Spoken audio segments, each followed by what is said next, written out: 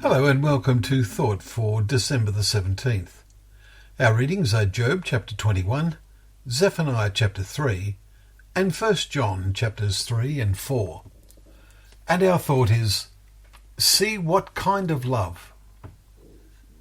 The word love is used so much in conversation we can easily undervalue the meaning of this word in the Bible. It occurs repeatedly in the two chapters we read in 1 John today, in chapters 3 and 4. It is a profound subject. The Apostle John uses it frequently in his epistle. He himself is described as the disciple whom Jesus loved in John chapter 21, verses 7 and in verse 20. But did not Jesus love them all? Well, of course he did. But love comes in degrees of intensity. It understands the character which is its objective. Consider John. He was prepared to go in and see all the events at the trial of Jesus, and although he does not name himself, in John chapter 18 verses 15 and 16, we read that he stood beside the cross with Mary, the mother of Jesus. It was John who recorded the words of Jesus, "Greater love has no one than this, that someone lay down his life for his friends." John 15 verse 3. All true believers must aim to develop a living and loving relationship with Jesus day after day. As in all true relationships, it must grow and blossom and bring forth fruit. Today we read, "See what kind of love the Father has given us, that we should be called the children of God. And so we are." Verse 1. Do we know that? What kind of knowing is that? John goes on to write, "You know that he appeared to take away sins, and in him is no sin. No one who abides in him keeps on sinning. No one who keeps on sinning has either seen him or knows him." 1 John 3 verses 5 and 6.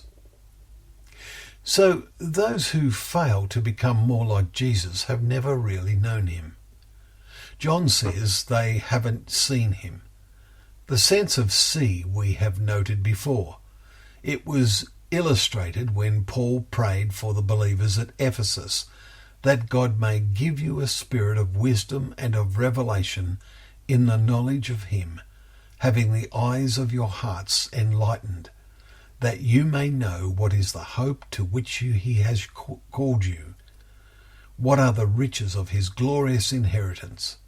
Chapter 1, verses 17 and 18. This is all vitally involved in seeing the kind of love he has given to us.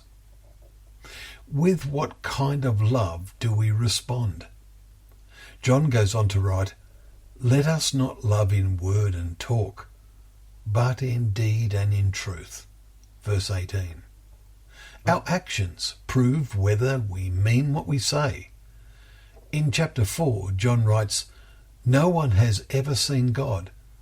If we love one another, God abides in us, and his love is perfected in us." We have come to know and to believe the love that God has for us. God is love, and whoever abides in love abides in God, and God abides in him. By this is love perfected in us, so that we may have confidence for the day of judgment. There is no fear in love, but perfect love casts out fear. Let us all look very carefully to see what kind of love is being perfected in us. Well, thank you once again for joining us for Thought for the Day, where together we can open up the pages of God's Word, knowing that they are a lamp to our feet and a light to our path.